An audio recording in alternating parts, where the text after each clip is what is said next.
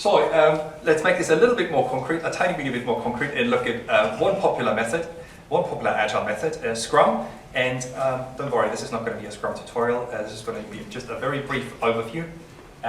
Here it is. That is what is also referred to as the Scrum Flow, at least an intentionally simplified version of the Scrum Flow.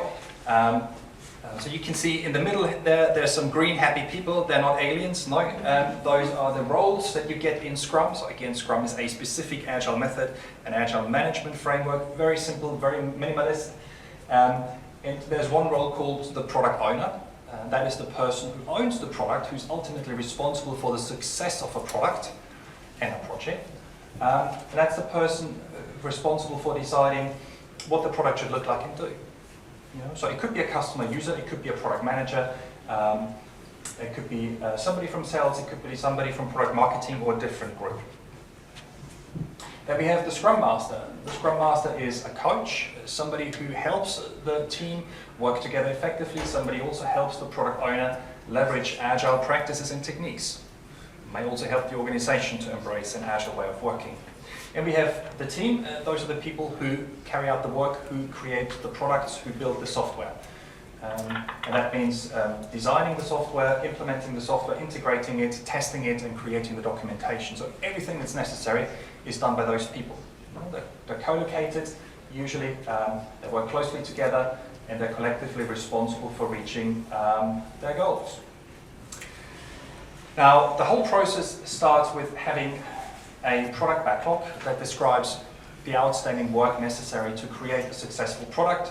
So essentially you can look at this as a sort of a feature list. At the beginning it's very coarse-grained and high level with big features in there, apart from the very top ones. The top ones need to be small enough so that the team can actually turn them into a piece of software. And we then carry out a sequence of iterations in order to create software, build a product, and each iteration is called a sprint.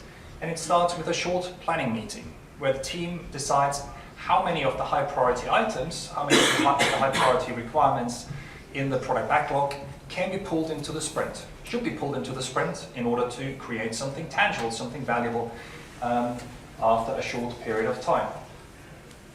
Now, sprints last up to 30 days. So usually somewhere between a week and 4 weeks. 2-week sprints I've found in my work quite common. Sprints are time boxed, which means you cannot move the end date. They always end when they're scheduled to end, no matter what happened inside the sprint. So, you know, time is precious. We can never ever recover time, so we pay attention to time and make sure that we adhere to deadlines, hence the idea of time boxing sprints. And they're protected from any changes. You know? So, you know, we've said Agile is all about responding to change and leveraging change as a customer, as a competitive advantage, and doing good for your customers. And, you know, areas where we've got lots of complexity, change and unknowns are particularly suitable for an Agile way of working. However, when it comes to sprints, we say for 2 weeks, 3 weeks, 4 weeks, we lock everything down. We freeze everything to give the team enough focus to carry out their work. Stop floundering, stop confusion, stop too many interruptions. Stop waste if you want so. So that's a sprint essentially, and every day at the same time, same place, people get together, the team members get together for a short meeting, have a brief chat, as the team is responsible to manage their own work. So there isn't any team lead, there isn't any project manager, there isn't any manager at all in this process. The team is empowered and the team is responsible for managing their own work, taking ownership. Hence, it's a good idea for them to get together once a day for a maximum of 15 minutes to discuss who's working on what and how the team collaborates. And this is also an opportunity to discuss any blockers, impediments, any issues. I've already overstepped my time? You're close. Okay, I'm close. Thank you very much. So I'm going to finish this off then. Quickly. At the end of the sprint, we have a review meeting, and this is an opportunity to get together and look at the outcome, look at what's been achieved, but also to pull in stakeholders, internal stakeholders, people from marketing, sales, service operations, and other groups, but also external stakeholders, customers and users.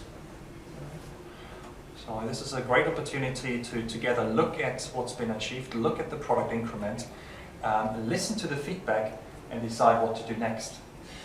And there's also an opportunity for the team and the Scrum Master and Product Owner in this to get together and have a little retrospective, reflect on how they've carried out the work in the sprint, how they've collaborated, and what could be improved.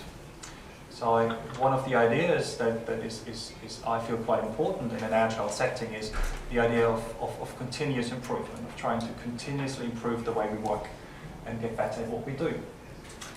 And the outcome of the process is a product increment, a step towards the final product. At the beginning, this may be really a tiny, weeny mini product version, but as the product becomes more complete, or at least as we're getting closer to the completion of a product version, the product increment becomes more and more feature-rich, grows and grows in functionality.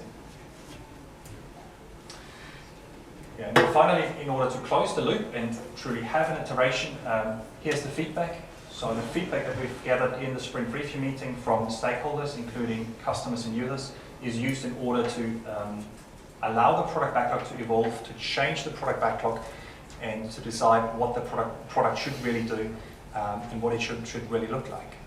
So we start out with a rough idea, a rough plan, a rough sketch, and then using a series of sprints, that idea is refined and implemented at the same time, leveraging early and regular feedback.